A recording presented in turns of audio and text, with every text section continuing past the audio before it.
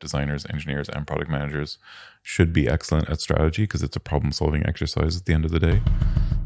So I think for sure, 100%, there's room for intuition. I think technology people, all of us have to look a little hard at ourselves as well, right? We have some responsibility to play there. I think we can also think bigger of like, okay, so maybe we need less product managers building e-commerce websites because AI can kind of do a lot of that for us. But maybe that frees us up to go do some much more interesting challenges instead, hopefully.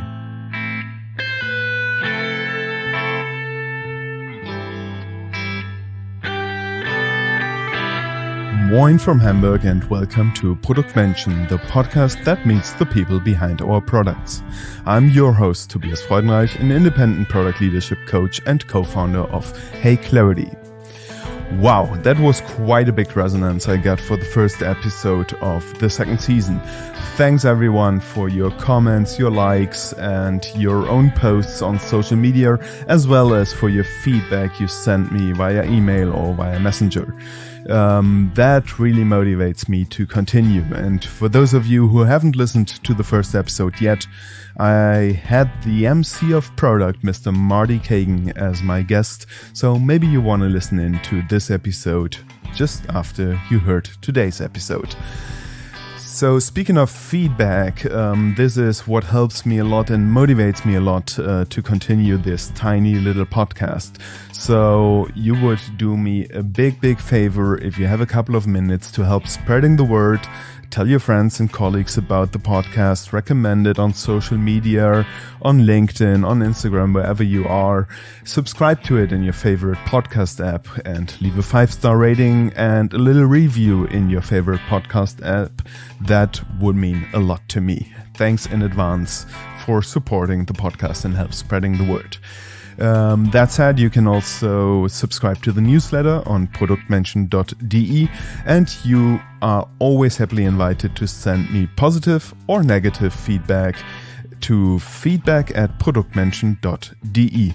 You find both the link to the website as well as the email address as well as every other link that's mentioned throughout the episode in the show notes. And now, without further ado, let's jump right into today's episode.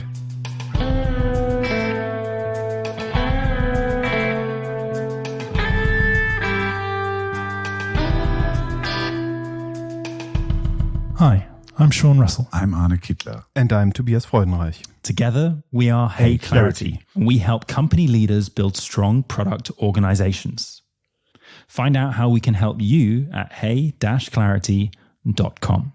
And now, enjoy today's episode. Probably everyone working in digital product has seen the product Venn. Those 3 iconic circles that remind us that great products happen at the intersection of business, UX, and technology. It's become so embedded in our collective thinking, it feels like a map we all carry in our heads, quietly guiding our way through the terrain of product work. But as with most maps, we rarely ask who drew it first. Well, this guy invented it. Maybe you've been to a product tank meetup in your city, a cozy gathering of product people sharing stories and learnings from each other. Well, this guy invented it. Or you've read something on mindtheproduct.com, joined one of their trainings, or found yourself inspired at one of the big Mind the Product conferences. Well, you guessed it, this guy invented it. And what started as a small gathering in a London pub grew to the biggest product community in the world. Lately, you might have heard someone say in your org, we need a proper decision stack. And well, you guessed it again, this guy invented it too. There's that saying that you should never meet your heroes because you might be disappointed. That's definitely not the case here. Since meeting him in person years ago, my respect and admiration have only grown. Not just because of his sharp thinking and deep experience, but because of his big heart. I'm deeply honored to welcome to the show Mr. Martin Eriksson. Yeah, the other Mart. That was the one I was worried about the most. And it's like my brain is doing things at the beginning. It's a good thing we're not on video because I'm blushing right now. So thank you for that introduction. Thank you for being on the show, especially because you took the time not only to come to my office here in Hamburg, which I guess you also did because of this conference going on in town. One of my favorites. One of your favorites, which is a big compliment from someone who founded Mind the Product and the big conference in London. And we are speaking about Product at Heart, which is these days in Hamburg. But it's not only Product at Heart, because today also is your birthday. So special thanks for making the time. Let me ask two things. What does the birthday mean to you these days? And how on earth did you manage to look better year by year? I think as you get older, birthdays definitely change, right? I kind of miss the days when you were 5 years old or 10 years old and it was kind of the best day of the year and all you got was presents and it was kind of, just always fun. For me, I think it's definitely a day of reflection of like another turn around the sun and another year on the planet. What have I done? What's the year been like?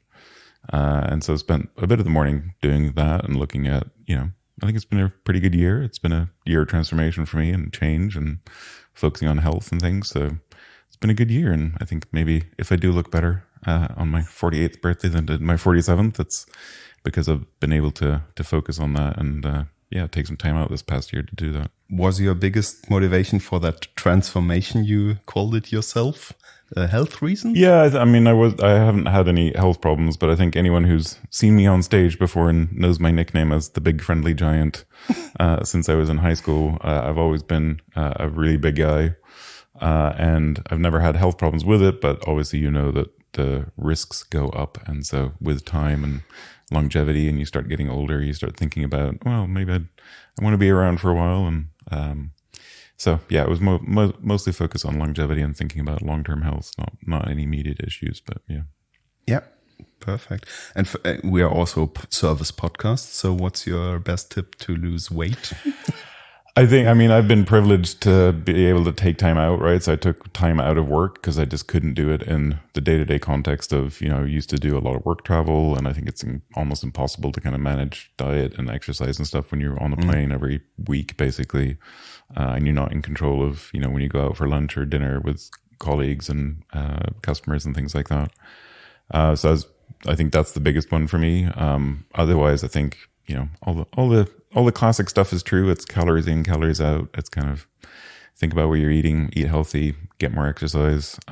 There's no rocket science to this stuff, but being able to take the time has been a privilege and is really what made a difference for me. I'm now on 66 kilos in 18 months, so lost 66, yeah. Because if you were on 66, because you're a tall man, yes, I would be very worried. So to warm us a little bit up, I start with something every guest of this season has to go through, and that is a quick sentence completion. And there are no right or wrong answers, just like in user research.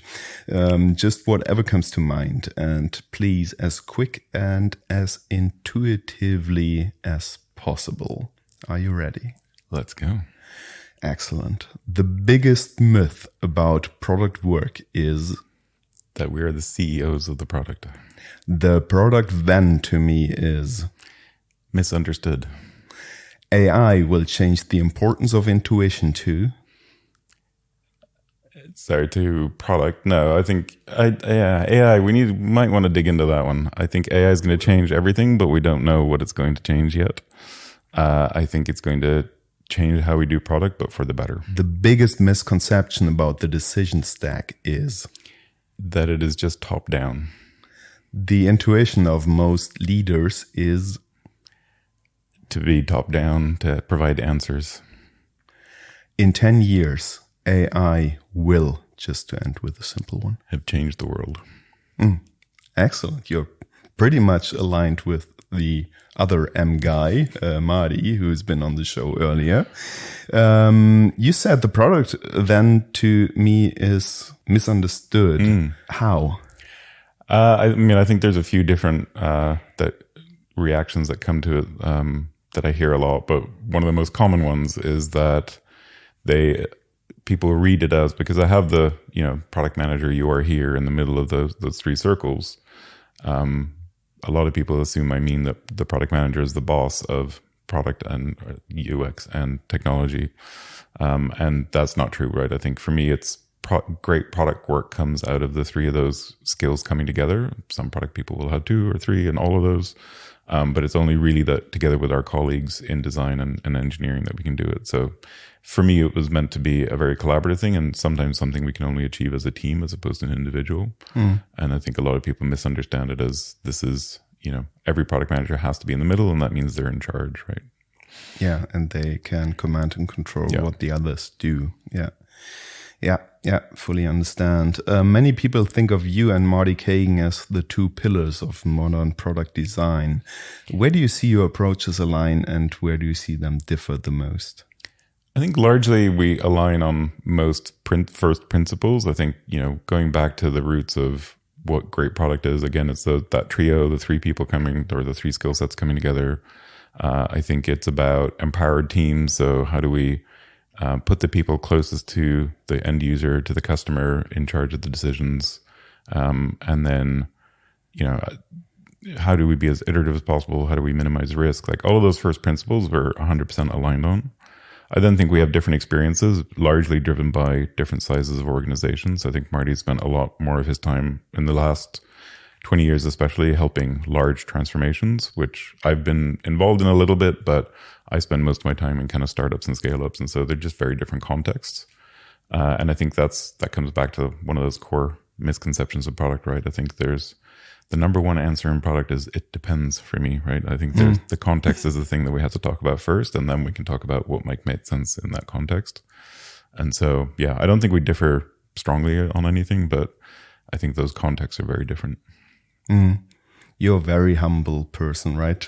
Speaking of startups and scale-ups, but what you have in mind is, for example, Kazoo, the British used car. No, what is it? What is it? You tell it better. You've been there, right? So. It was a used car, not really even a marketplace, because Kazoo's business model was to actually buy in the cars, refurbish them. So it's basically a used car dealer, but online, and trying to do it at significant scale. So with the founder that we had in place, he could go raise money that very few other people could do, and actually go basically buy 3,000 cars before we launched. Build a whole product and technology team around that in order to deliver cars across the UK within 48 hours of purchase. And so it was a very interesting business model. I think there's a lot of lessons learned around that, but yeah, that we scaled incredibly quickly. I was the interim CPO for 6 months, just kind of helping build up the team and get them up and running. And they, in the years after that, all credit to the team, not to me, went from kind of 0 to an $8 billion SPAC IPO, I think, on the New York Stock Exchange. Mm-hmm. That's what you refer to as in the 2 years after that, went back down to nearly 0 again. So yeah, lots of lessons to be learned from those kinds of examples. But yeah, I see. We'll touch ground on your career a bit later. Before we do so, I use the following question as a segue into your past. So you've moved around quite a bit from being, I hope, born and raised in Sweden, to many years in London and some years in the US, if my research was correct. So what do you need to feel home? Yeah, actually, so I was born in Sweden, but I left at 18 months old.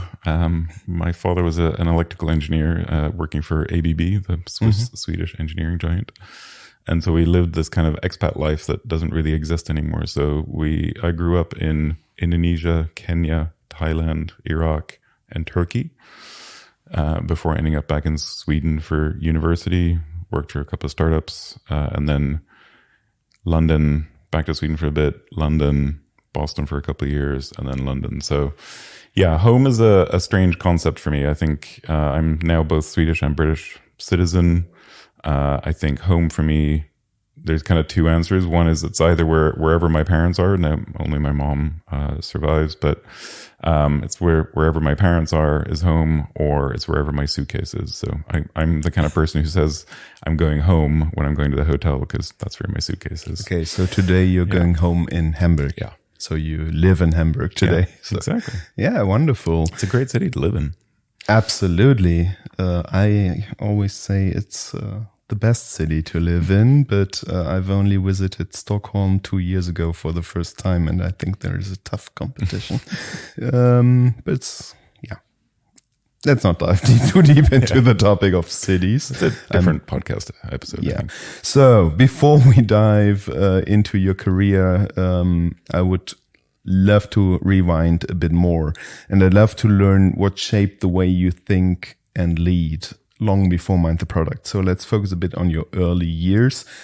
On my script, it says in Sweden, but it was not in Sweden, as I just learned. So what did your childhood look like, basically?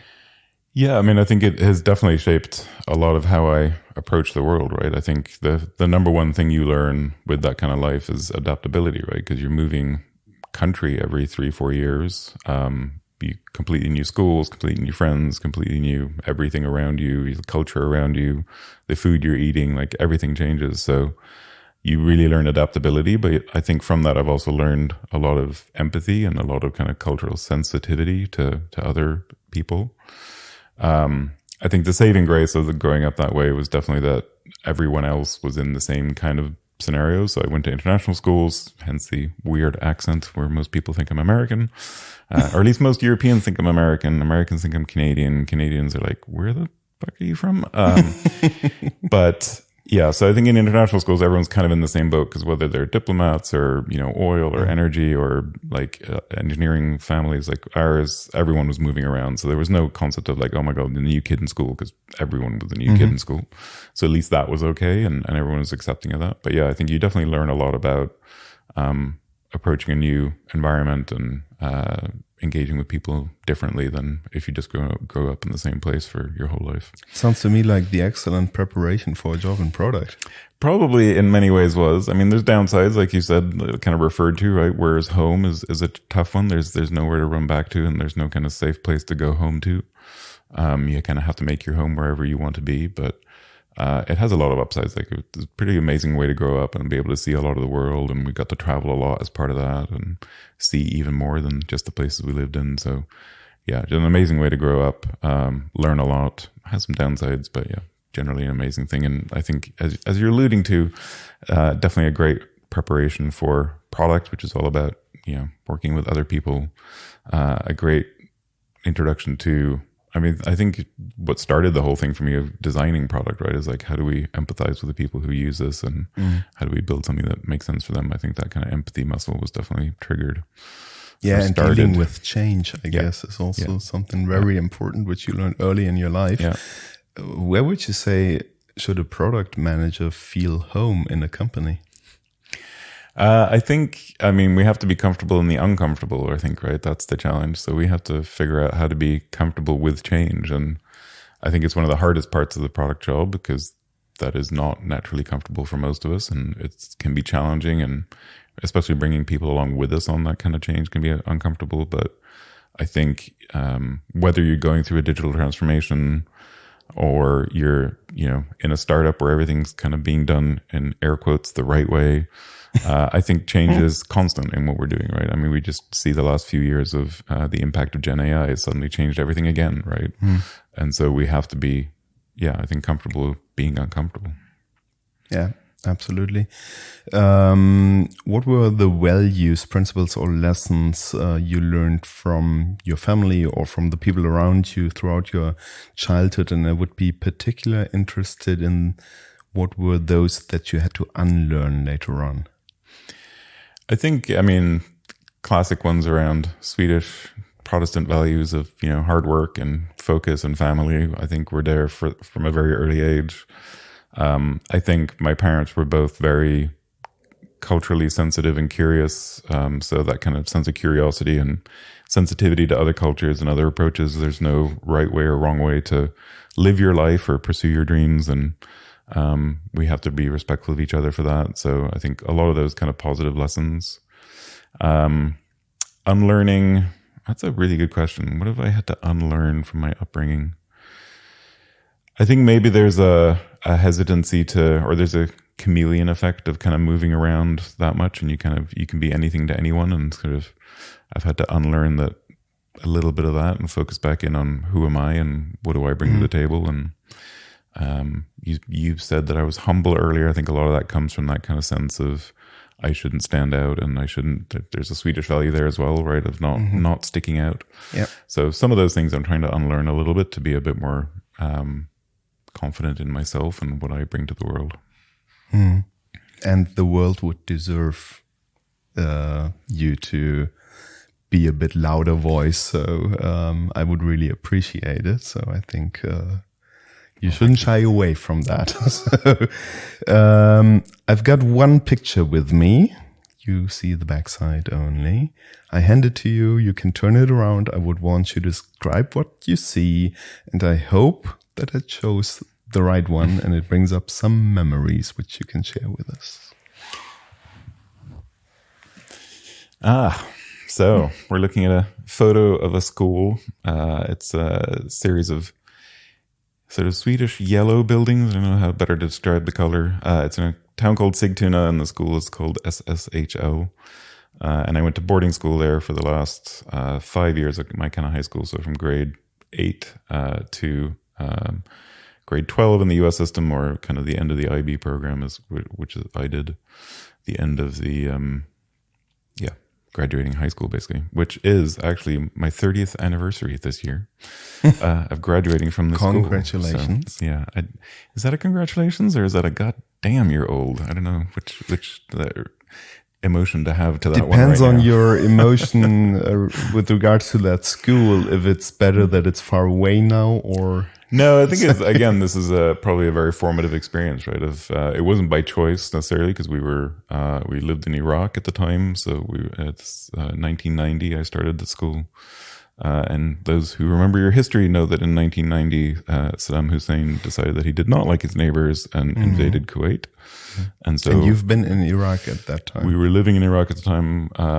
We were home for the summer. My father had just gone back to Iraq to get back to work. But we were home for the summer. We're meant to go back 2 or 3 weeks after the invasion. We had flights booked and obviously canceled those and stayed in Sweden. And so I ended up in this boarding school as the best kind of schooling option to keep that going. My father was actually stuck in Iraq for another 6 months. That's the dark memories of this picture and this period. But he was eventually allowed out before the war started. And I stayed in the boarding school because it's one of the best schools in Sweden, and we wanted to put me into the IB program there eventually anyway. And so I stayed in the boarding school for another 4 years, but the journey started earlier because of circumstances outside of our control. Yeah, understand. Yeah. But at least it's a very nice surrounding. It's a beautiful school, yeah. Sigtuna is this beautiful town just outside Stockholm, so it's about an hour outside Stockholm. It used to be the capital of Sweden about 1,000 years ago, so there's a lot of history to it, but it's a beautiful little town. And it's a great school. I think I have a lot of great memories there. A lot of my oldest friends are from there because I've kind of lost contact with the ones from before because of moving around so much. So, but the kind of 5 years there was definitely formative. And I think, again, you just learn a lot about independence because, moving away from home basically at 13 to go to a boarding school. And yes, I'd go home on weekends initially and then travel home several times a year. And you go home for the summer and things like that. But you're still, very much taking care of yourself, doing your own laundry and stuff at 13, which most people don't have to. Yeah. But it helps you grow up fast, right? Yeah. And take some responsibility. Maybe again, a recipe for becoming a product manager or making a career in product. Afterwards, you studied at Linköping University. And I read that you played rugby back then, and you've also been the editorial in the editorial team for the school paper, which you've been in the school before as well. So writing was a thing, I guess, and still is, because we hopefully all know your book about product leadership, and we are looking forward to the upcoming book about the decision stack. And you've been part of the student union. Looking back, what mattered most for you during these days? I think the university, I mean, a lot of my engagement there was actually, I built the first helped build, not just me, but helped build the first student union website, helped build the first school newspaper website, helped, a lot of these things, because I started uni in 95, so just as the web was kind of blowing up. And so really for me, a lot of that was just discovering the internet, discovering the web, being able to build things on it. So I was kind of designer, developer back then. And honestly, that was probably where it went wrong as well, because I spent more time in the computer lab building websites and doing those kind of things, because that was much more fun than going to lectures and going to my classes. And so I dropped out of college actually after 2 years and didn't finish my degree. The idea was to come back at some point, but I never did. So but again, it was, all those kind of roads come together for the product thing, but that's kind of where I started building websites properly. I'd built my own personal things before that. In 94, I had my first website, personal one, and kind of playing around with things. But this was kind of, doing it for someone else, building it properly, as much as we did anything properly back in 95. And I started building, but it definitely started my career the same year. So I think I know roughly what you mean. We called it programming, although we wrote just a bit HTML and barely knew CSS. Yeah, exactly. Some CGI scripting and things, a little bit. Yeah, a little bit of JavaScript. Yeah. For the magic. And what kind of student have you been? The laid-back party guy, the ambitious overachiever, the quiet nerd? I guess so, because you just said you've been programming or writing websites, or the school paper romantic?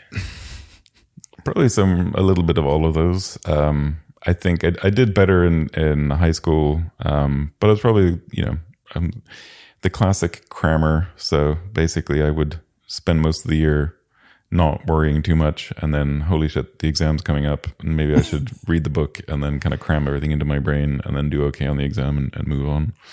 But not the party guy. More somewhere in between the quiet nerd and the school paper romantic crammer is probably the most apt description. Okay.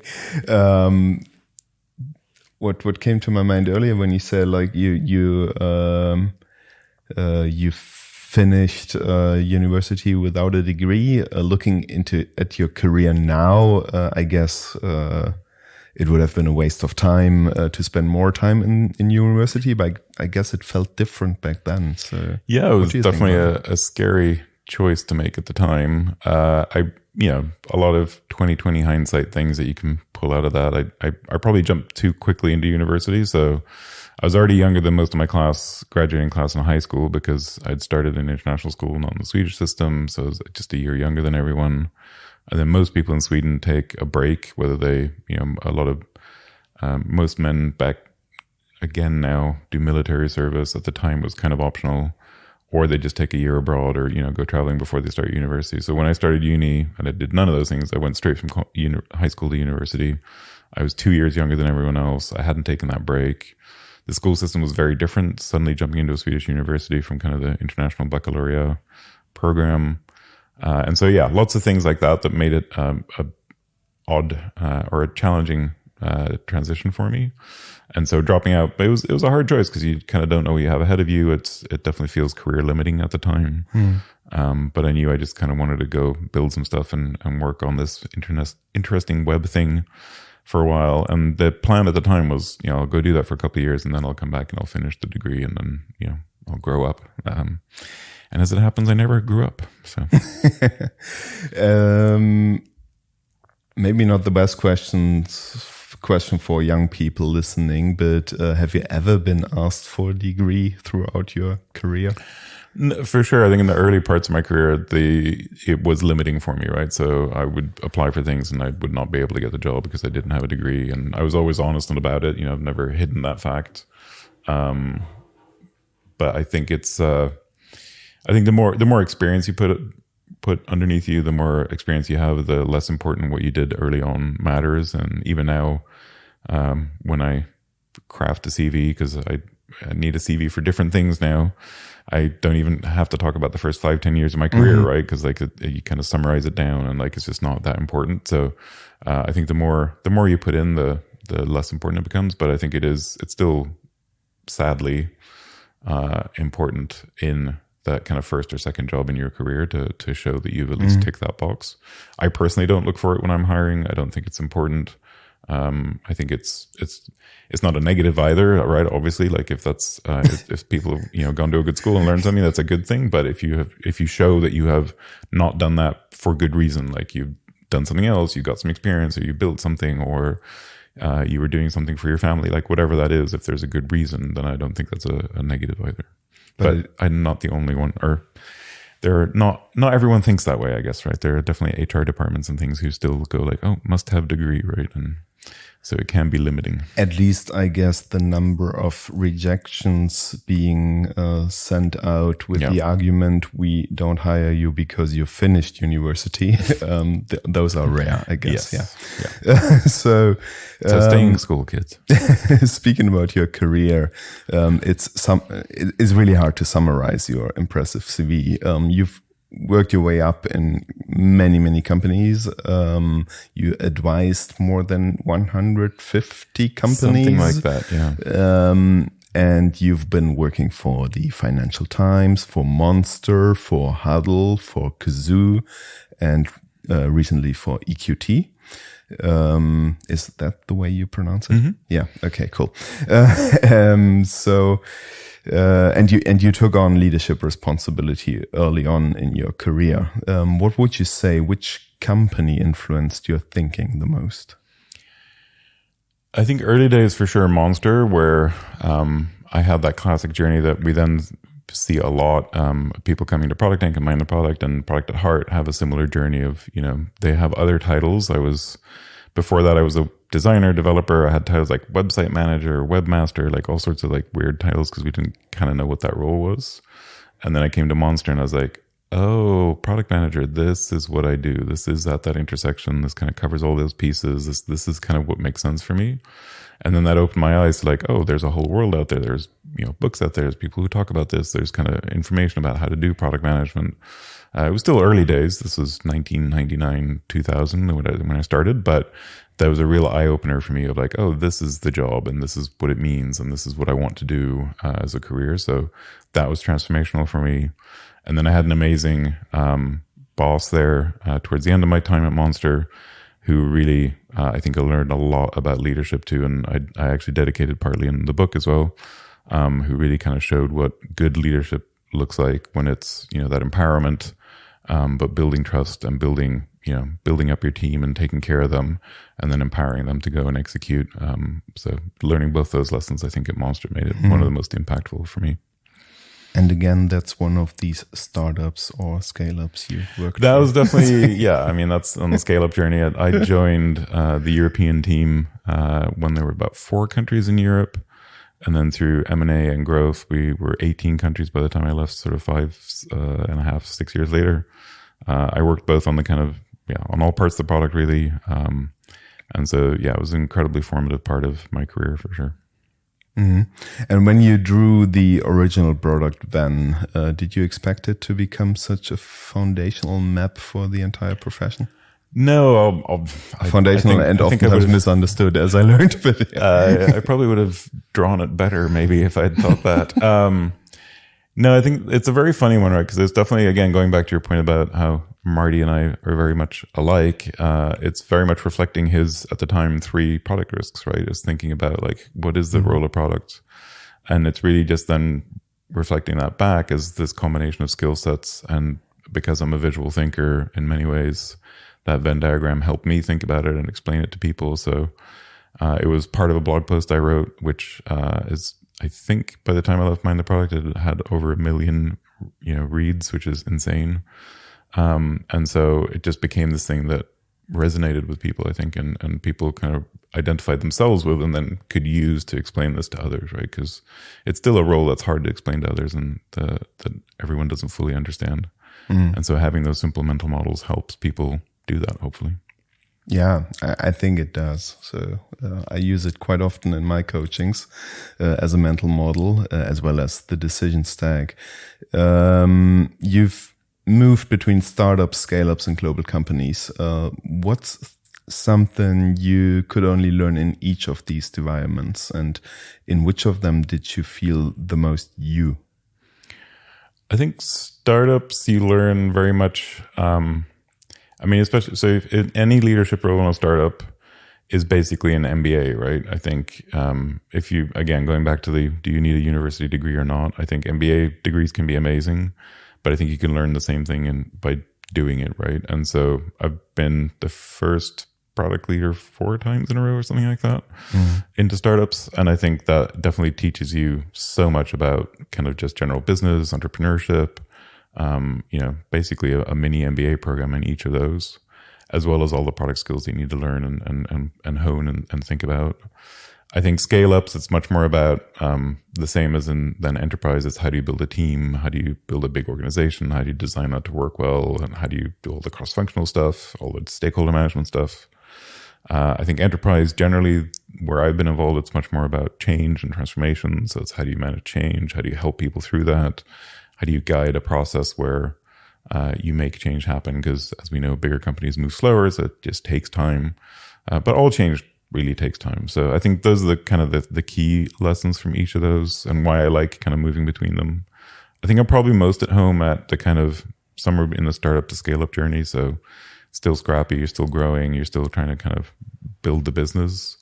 I think ultimately I'm probably more of a builder than a maintainer. So that's probably where I feel the most comfortable. And when you say you started 4 times being the first one, so to say, in these startups, so very early stage startups, was it that you had to learn maybe the painful way, that what worked before doesn't work again? For sure. And learn learn a lot of lessons of learn a lot of harsh lessons about strategy and how to build product and what doesn't work. I think, if any of those 4 had been as successful as maybe you wanted to, obviously I wouldn't have had to move or leave, or the company wouldn't have shut down, those sort of things. So there's a lot of failure in there. And I think that's the other reason you learn so much in a startup environment, because 90% of them fail, right? You do it a lot faster as well than you do in an enterprise environment. So it's not a 5 or 10 year cycle before you go, oh, that didn't work. It's a 1 year or 2 year money, cycle. Right? Yeah. You're forced to quit then. Yeah. Was there ever a point where you thought, now I found the holy grail, this is the process, how to build product, and this is what I'm going to copy over and over and over again in other companies? No, I don't think I've ever had that. Again, maybe it's how I grew up and everything, but I never thought there's one right way to do anything. And so I think, again, I always came back to, and this is why I continue to do this, coming back to those first principles, right? It's like, yes, there's some principles that are common, and like, how do we focus? How do we, build the right team? How do we empower the team? How do we build iteratively? How do we minimize like all those things that we talked about? But within that, there's a lot of scope for how you do that, right? And how big does the team need to be? How do we organize? How do we focus? How do we, what tools do we use? Do we, do you use Scrum, Kanban? Do we, all those things don't matter. I think that's more for the team to work out together anyway. And that's where again, number one answer in product comes in. It depends, right? In that context of like, you're going to work very differently in a regulated environment. I've worked in a fintech company, and you have to work differently, and you have a compliance team suddenly that you have to work together with and figure out what can you do, what can't you do. That's just as important as any other stakeholder. And then the next time it's a B2C environment, and compliance isn't a thing, right? Yes, there's regulation, but it's much lighter. And so you can move much faster, move differently. And so those contexts matter hugely, right? And how you do product and what you do. But the first principles, I think, remain the same, but not, there's no one thing that you can copy paste. What are the first principles? I think for me, first principles, off the top of my head, again, empower teams is number one for me. That's a lot of what came out of the book that we wrote. And really that was an excuse to go interview hundreds of product leaders to figure this stuff out, right? And the common thread came back as empowered teams. The people closest to the customer, closest to the problem, should be the ones deciding how to solve that problem. So that's number one. And I understand the teams should be the ones who are the closest to the customer, which is not a given in every company. That's a very good point. And again, that the team is a trio, that product design and engineering own it together. There's no one boss. Whole mess of titles in there. But anyway, that we should work as iteratively as possible, because that's a way to minimize risk, not kind of big waterfall things or big bang releases. That we should do, balancing discovery and delivery, so that we make sure we're not just building the thing right, but building the right thing in the first place.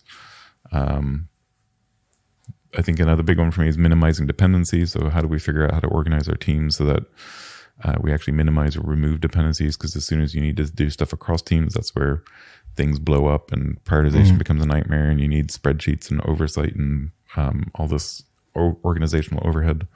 So yeah, those are some of the key first principles that come to mind for me. And those I will copy paste from every organization at every scale. But then the context matters of how you actually do those things. Yeah, how you bring them to life. Yeah. From building digital products in the 90s to shaping global product communities, where along that journey did you realize, I'm not just building products, I'm shaping how others build them? That was never the intent, right? I think I started Product Tank in 2010, which is when I was at Huddle. It was my first kind of back to startup job after years at Monster and Financial Times, kind of bigger organizations.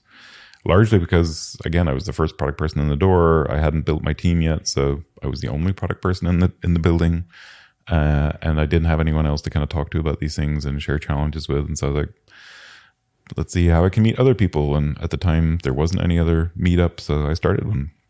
And that's really all I wanted, right? As you said, there were 25 people in the back room of a pub in London. That's kind of all I wanted it ever to be. But I obviously wasn't the only one who felt that pain. So we very quickly grew. And within a couple of meetups, I'd met Jenna and Simon, my then co-founders, and Mind the Product. And we kind of decided to connect the dots between, they were working on a product camp event, I'd been running Product Tank, and then we wanted to figure out how do we connect the dots between the events, which is what led to Mind the Product. And then the conference really came out of extending that thinking again of like, okay, well, we've been having these amazing meetups, we have all this interesting content happening. How do we get Marty Kagan to come to us? Well, we probably have to pay for his flights. Okay, well, then we have to sell tickets. All right, I guess we're running a conference. And so it was really about creating a space for these conversations to happen rather than trying to shape product. And then I think we started shaping product as we went, but that wasn't the intent necessarily. Speaking of this pub 15 years ago, today, there was one person in the room we both know. His picture is behind you on the wall.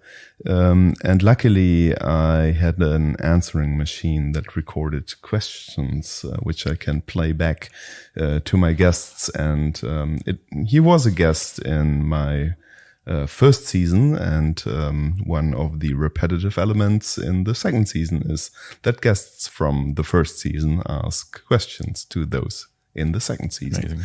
And now let's see if that old answering machine still works.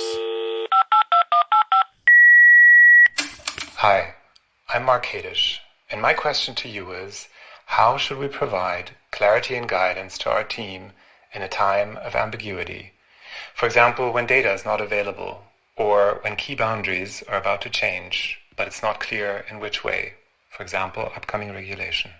It's a good question. I think it's one of the core skills or jobs for product to do, right? And I think, or product leadership especially. And I think it goes back to, and not to touch on this too much, but it goes back to kind of the decision stack that I've been working on recently. I think it's providing the context for your team within which they make decisions, right? And I think it's providing the clarity of strategic direction and what's important to the business and how we make impact for the business that then allows teams to be more empowered. And I think that's the context within which we can also create a safer space for change that's happening, right? Because we're being much more clear about where we're going as a business, what's important to the business. This is what we've all agreed or committed to that we're building together and where we're going.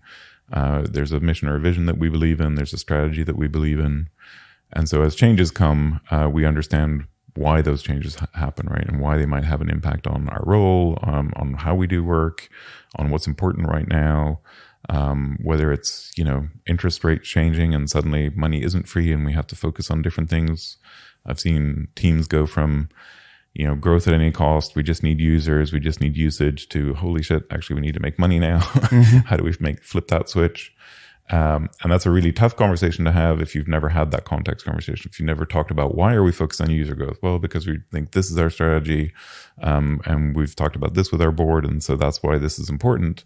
And then suddenly flipping the switch, it's much more easier if you provided that context, well, actually now that the environment's changed, our investors need something different. Therefore, this is the focus. It's still the same strategy, but we have to focus on different things to get there. That makes it much more understandable. So I think the job is there to always create that context of why we do what we do, what's important. Always bringing it back to that first principle again of being customer centric and why are we trying to do this for the customer? And I think the more you can provide that context up front, the more resilient you make your organization and your team as well when changes have to happen or AI suddenly comes along and changes how we do everything. Again, you can just go back into the stack and go, right, well, our strategy still makes sense. So actually AI doesn't change what we're doing. It's going to change how we work. And therefore we're going to do X, Y, Z. Or actually, hang on a minute, this changes everything. We have to throw the strategy out the window, start from scratch. But if the team's been with you on that journey, that's going to be less jarring than if it's just directive and top down and, feature factory where it's go build X. And then next week they come back, actually scrap X, go build Y. I think that's actually more jarring. So the way I understood Mark was more about how do I come up with a proper strategy, being the responsible leader when I could imagine situations data doesn't tell me stuff. And we agree we should be data informed and not data driven. But data might tell me different stories. Qualitative and quantitative data might have complete different stories that I cannot compile in the end. Or what Mark referred to is there is upcoming regulation and I'm in a highly regulated market. I just can't foresee what the politics are going to decide. And what I was hoping for is to understand, is there room for intuition in our jobs? Yes. So the short answer is yes. I think there is. But so I think good strategy is always an intuitive leap, right? It is, it's a creative endeavor. It's a problem solving endeavor, which is why product people, and again, designers, engineers, and product managers should be excellent at strategy because it's a problem solving exercise at the end of the day. And it requires intuitive leaps, but just like any intuitive leap, that means we're coming up with a hypothesis, right? And then we have to go test that hypothesis and we have to minimize the risk of that hypothesis. So I think the challenge is, yes, we should use our intuition to I think this is the direction, but then we have to do the work, right? Of unpacking, what does that mean? So what are the assumptions that go into that? How can I go test those assumptions? Are there low risk things that we can go do or test or do more research or look at more data to de-risk this assumption or this intuitive leap rather than just, this is the intuitive leap. Let's do this for the next 18 months and hope for the best, right? So I think for sure, 100%, there's room for intuition. And I think the more experience you have, the more kind of you can listen to your gut because you've seen a lot of different scenarios. You've seen a lot of things working. But the core job is still then de-risking that, right? Of figuring out how can you test it. I would say the other thing that I really recommend to people when I talk about strategy is to think through different scenarios, right? So for that regulated example, for example, you can definitely paint a picture like this is our overarching strategy. We have this regulatory thing coming up and we can imagine 2 scenarios or 3 scenarios. So if this party wins and this comes in, then this is going to happen and this is what we would have to do. If this party comes in and they vote completely the different way, then this is what we might have to do. And I think you can leave that ambiguity there, but you still have some clarity of these are the choices we're trying to make. This is why those are important. And you give yourself some time to do some of that de-risking up front and some of that testing, maybe, doing more research, looking at more data. And then when that regulation comes down, you go, okay, well, it's choice A, but we've already done a lot of the work. We've de-risked it. We kind of know what we have to do. And I hope we one day get back to times where politics can be as predictable as you just described, and we just have 2 or 3 different options. Please. Yeah, and that the options are, sane. That would be nice. It's when we have the insanity option and that somehow wins. I don't understand, but me neither. It feels like mankind has more data than ever and becomes less data informed than ever. It's crazy, but let's maybe not touch ground there, because then we might record for another 2 hours. Yeah, I mean, I think technology people, all of us have to look a little hard at ourselves as well, right? We have some responsibility to play there of the platforms that we built and enable some of this kind of echo chamber behavior, and tribal thinking is on us, right? So, yeah. Yeah, and also I feel the tech industry and its leaders played a bit of a disappointing role, let's say, in the recent developments, at least from my perspective. So can you think of a moment where your intuition went completely against the data, and you were glad you trusted your intuition over data? I think I can definitely tell you an example where my intuition went horribly wrong. Okay, interested in that one too. Maybe start there. I think at Huddle, this was when at the same time as I started Product Tank, the founders and I was an early employee, but not one of the founders. But we all kind of believed and had this intuition that we needed a full suite of collaboration software. Basically, that's what we were building. And that meant that we needed all the tools and we needed to build all of them. And it was only by providing a full suite in one place that collaboration online kind of made sense. And I think we didn't de-risk that enough. We didn't test those assumptions enough. And most importantly, because we were a small UK startup and not a well-funded US startup, we couldn't build all of those things as well as we should have. And therefore, we built 5 core collaboration tools instead of one amazing tool and built on that sort of thing. So to put that to life, our competition at the time was Dropbox and Box on file sharing. And we had a file sharing tool that was okay, but not as good as Dropbox or Box. But we also had 4 other tools, like we had Chat and we had Whiteboard, like all these other tools around collaboration. If we had instead focused all of our efforts on file sharing, we might have been able to compete more with Box and Dropbox, be as successful as them, and then build the rest of it.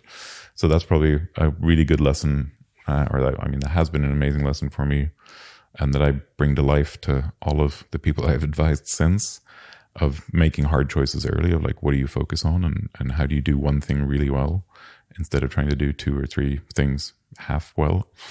And so that's probably one or that is a lesson where the intuition went the wrong way. And most importantly, I think the intuition was probably right long-term, that like to build a really good collaboration tool, you need all those things. But we didn't de-risk it by either thinking of that kind of incremental approach or by testing, any of those individual assumptions. So definitely learned a lot about that, and would have approached that very differently now than I did 15 years ago. For those not familiar with the story of Huddle, how did it end? So Huddle's still going, but it never kind of got that trajectory, right, that a VC-backed startup is expected to or wanting to hit. So it continued to grow. It very much went into kind of the regulated and GovTech space. So it's a lot of, it still exists, being used by big enterprises and kind of governments. But again, it just never hit that growth curve. And so it was kind of never hit the outcome that we wanted or our investors wanted.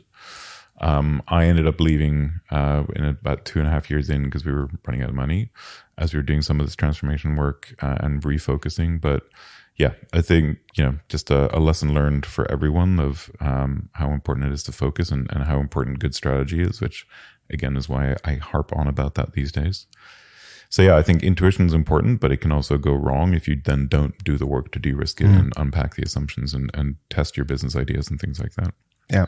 And I realized I should have asked, how did it continue, not how did it go wrong? So I have another guest from season 1 who left a message on my old-fashioned answering machine. Maybe we listen into that one. My name is Donikios, and my question to you is, if AI starts making more product decisions, what will be the last domain where human intuition remains irreplaceable? I think that's the big question right now. I think I believe, and I think it's very hard to predict the future, so this is definitely a belief right now, that the last thing will probably be around strategy, right? I think it's making good choices, and it's doing those intuitive leaps and that connecting the dots that, as you work with ChatGPT or Claude or anything today, you can get a lot of amazing answers and have an amazing conversation and have an amazing sparring partner in your thinking and in strategy development. But if you ask it for a strategy, you get kind of cookie cutter ones back, right? You get kind of very standard ones back. And it will get better with time for sure. But I think there is something, if you look at all the good strategies and all the most successful companies the last decade, 2 decades in technology, there's been an intuitive leap and a risky thing, right? I think there's a risk element that good entrepreneurs and good product people take of like, no, I think this is slightly weird, but this is the thing to do and this is the thing to focus on.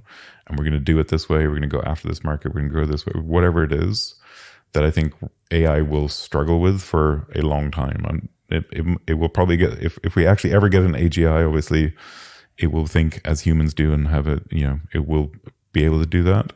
But I do think that's the last one. And so I think product people should be focusing on, with AIs, almost for me, still thinking about it as an opportunity. I know there's a lot of scary stuff out there, but I think there's an opportunity in like all this boring work that we have to do of like writing documents and documentation and like, let's automate that. That's great. Let's let the AI do that.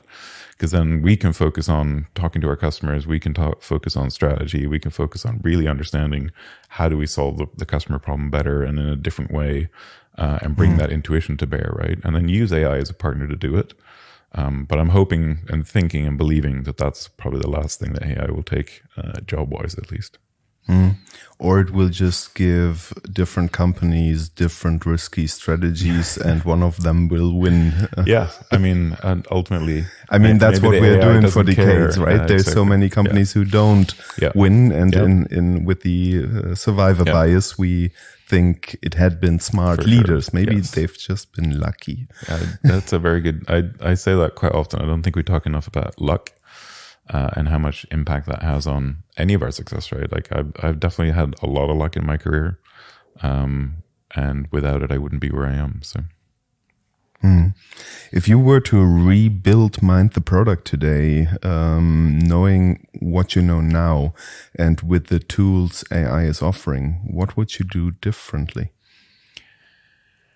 I think the context is so different, right? I think when we started, there wasn't as much out there. There wasn't as much content. There wasn't as many events. There weren't, podcasts barely existed as a concept, let alone there were product podcasts. So I think the biggest thing is really assessing the context of today and what would actually help product people be more successful. But I think fundamentally, and why I'm here in Hamburg, I still fundamentally believe in good conferences and the ability for good events to bring people together, and that's one of the best ways that any craft can kind of better it themselves. And it's still one of the things I'm most proud of is as a team, we came up with our mission at Mind the Product was to make product people more successful, right? And then we believe we did that uniquely by bringing people together. And I think that core would probably still be true for me. Whether that would be as successful starting today as it was 15 years ago, I don't know, because there's more options out there today. But that was the core for me. And again, just starting from a point of authenticity and learning, right? I think we all did this because we were wanting to learn and we wanted to figure out how to do product better. And we wanted to create a space where we could learn from other people and bring people together to do that. So I think that core would still be true. Yeah, that reminded me a bit of this one episode from Black Mirror. And I was wondering if one day we see conferences where the large language models meet to learn from each other. Let's see if AI is going to organize that. And if there will be nice badges as well and good swag. Gotta have the coffee. Gotta have good coffee too. Yeah, definitely. You can't trust AI as long as it cannot differentiate bad from good coffee. One last question on the topic of AI is coming from a good friend of the two of us. And one of the two hearts and minds behind product at heart. Hello, my name is Arne Kittler, and my question is, how can we help future generations of product people develop the intuition for their role when AI reduces many of the entry-level tasks that people like us learn from initially? Yeah, I think it's a great question. I think that's the biggest challenge going forward, is where we see AI kind of reducing jobs or taking jobs. It is at the more junior end now, and it will go up in the scale as well. But I think at some point we have to realize that we need the balance, right? So we need both human and AI in our teams. And I think that's true at the junior level as well. And I think the biggest thing is to change how we approach what we get out of the AI tools today. And again, this, it's hard to predict the future. This might change in 5 years, 10 years, 20 years. But for the moment, at least, I think it's less about just letting AI do the work and taking it and, just taking that answer sort of thing, and using it as a sparring partner, right? I think we still need junior product managers. We need to think about how do we build resilience into our teams in the long term? How do we, hire people who can then become product managers and senior and become directors, et cetera? We still need that kind of flow of talent in our organizations. And so how do we think about AI as a tool that helps coach that instead of just provide the answer? So maybe, rather than go query ChatGPT and then copy paste that into, your PRD, or copy paste that into your ticketing system and just go build it. Can we use it as a sparring partner instead of what are the different options? How would we approach this? What are the best ways to solve this customer problem? And coach our juniors, just like our job has always been to coach our juniors, to use these tools to learn as opposed to just kind of copy paste the answer. So yeah, I think it's about challenging AI and using it as a partner and still instilling that curiosity and that scientific method really in our juniors and our teams of we shouldn't just take everything that comes out of AI at face value. We have to kind of continue to query it. It is a fantastic tool to help you work on definitions, documents, emails, strategy, everything, right? I use it all the time as well. But you have to learn how to challenge it. You have to learn how to think about it. You have to learn how to have a back and forth and be that doesn't make sense to me. What about this aspect, or what about this piece of data? Or to your point, what are our options if X, Y, or Z happens? Use it to learn some of those skills as well. I guess, and that's particularly hard for junior product managers because from my experience, as at the time we are recording, and might be different tomorrow because AI changes literally daily. But right now it needs a lot of expertise to understand which of the answers you can take for granted. So you should, for example, better know your guest in the podcast before you ask AI to write a questionnaire. Because it might end up making up some work experiences the guest never had worked at. So, and I think I can't remember hypothetically. Can't remember who wrote about this on LinkedIn, but I saw this week that the kind of core skill going forward is probably reading, right? It's kind of really reading and understanding the responses you get out of AI to really sense check of does this make sense? Does this not? Do I need to follow up? Do I actually need more data for this conversation? And I think the really challenging thing for me with junior product managers right now, or junior anyone, is it's not just AI, right? It's also that we've gone more remote, so you don't even get that FaceTime, right? You're with your senior team or with your juniors if you're in leadership. And so I think that combination is really dangerous, because I think in the short term, juniors are always people, and I've been that, right? We weren't necessarily the most productive member of the team, but we're there to learn, and we're there to build and help the team be more effective. But we're also there to learn in order that in a year or 2 years' time, we're a product manager or a senior product manager, and we get more responsibility and we take over. And if we're not building up that resilience in our organization, in 2 years' time, there's not going to be people to take these jobs that we still do need to have done, right? So I think all leadership needs to think really carefully about how do we teach our organizations? How do we bring up that talent internally? And how do we still maintain that in a very changed world, for sure, with AI? But we need to bring people along on that, I think. Yeah, definitely. And I guess one of the questions I'd have is, would like when I look into the future, where are we going to end? Will it be AI augmented humans or human augmented AIs? I guess that's a question if you're more the positive or more the negative guy. I'm generally a techno optimist, and it's a struggle sometimes to maintain that optimism. But I'm generally a techno optimist. I'm definitely kind of Star Trekky more than anything else. Of like, I believe in a future where technology and AI can be a force for good. But I think it's up to all of us in the tech industry to make that happen. And there's a risk that it goes the other way, as we see with social media. Started as a very beautiful idea of democratizing content creation and access to content, and has definitely got a dark side to it that it makes some people a lot of money, and that tends to be what wins out. And so we have a lesson to be learned there for AI in our future of which side do we want it to go on.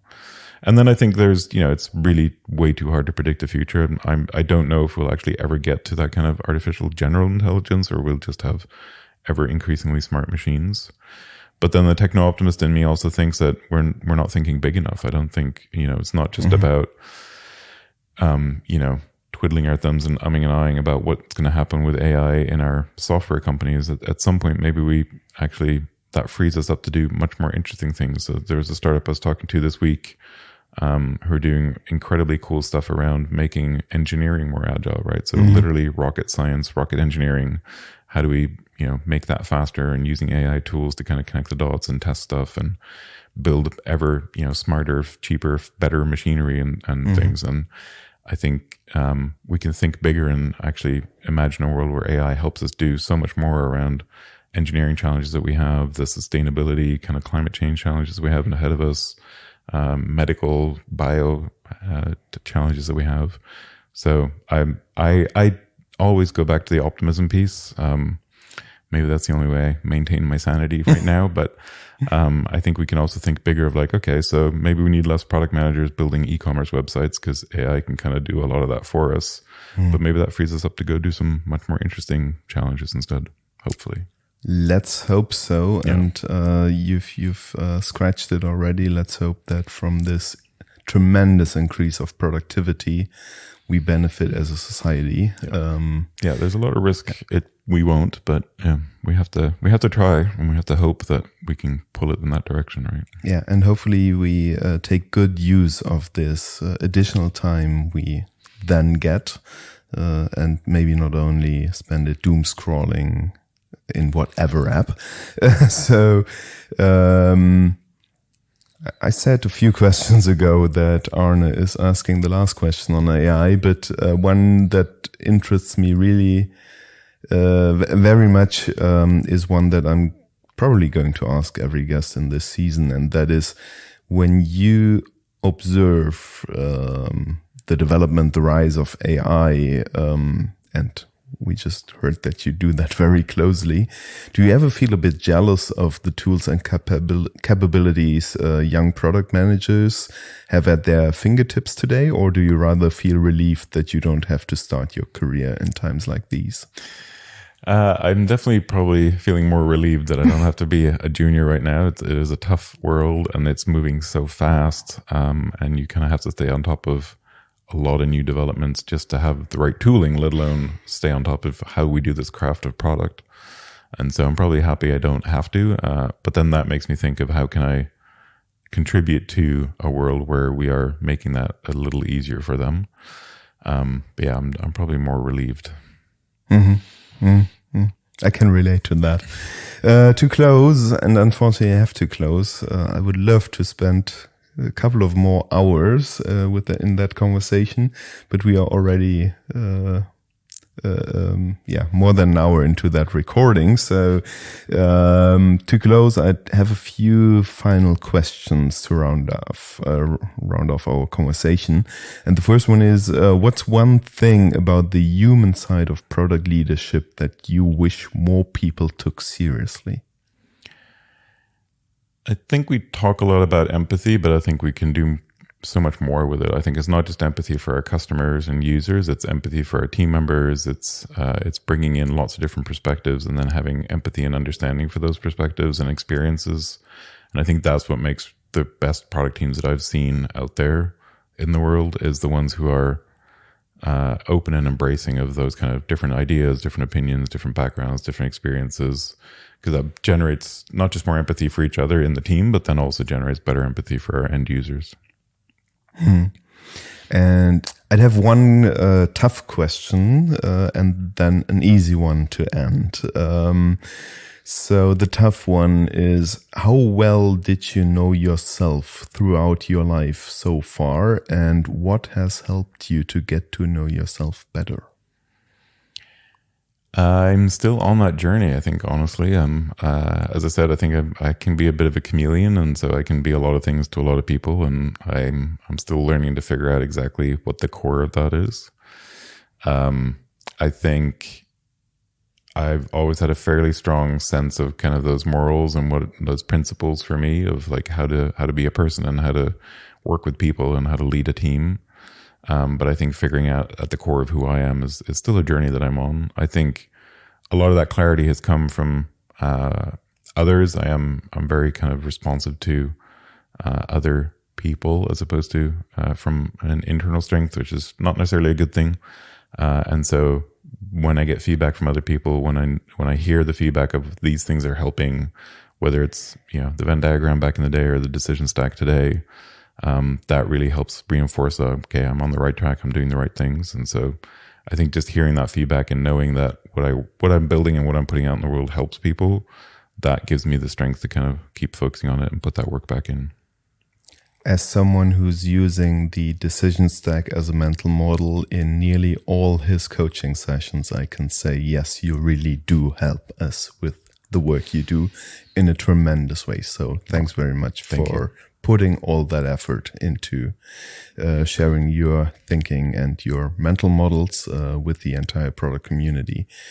One last question, and the German listeners will know which podcast I steal that from, because it's the question that gets asked at the end at one of my favorite podcasts, which is Hotel Matze. What do you want to learn next? It's a great question. I want to learn more about AI. I think it's still something that is moving so fast, and as you said, changing every single day. And I do believe it's going to be revolutionary for not just our business, but for the world. And so I want to figure out how I can learn more about it, how I can use it better, but also how maybe I can help be a very small part of shaping it to be a force for good in the world and not a force for bad.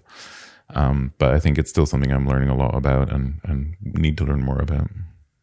Thank you so much, Martin, for being on the show today. And I hope you enjoy the rest of your birthday at this rainy Hamburg summer day. It's at least an authentic experience. Yes. Well, thank you very much for having me. And I love Hamburg, so we'll have fun.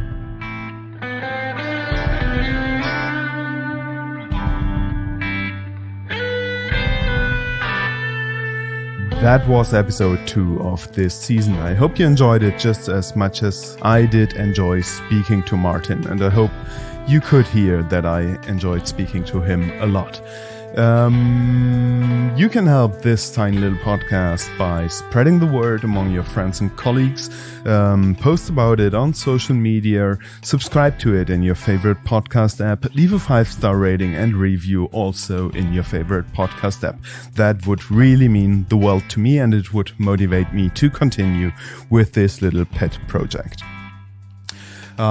You're also heavily invited to subscribe to the newsletter on productmention.de. There you'll get some background information about each episode, and you can always send me positive or negative feedback or ideas to feedback@productmention.de. And in 2 weeks' time, we're going to meet again for the next episode, where I'm going to meet a woman who got very energetic about the question of whether Pizza Hawaii is actually pizza. So I hope you'll tune in again in 2 weeks' time. Bye bye, and see you then.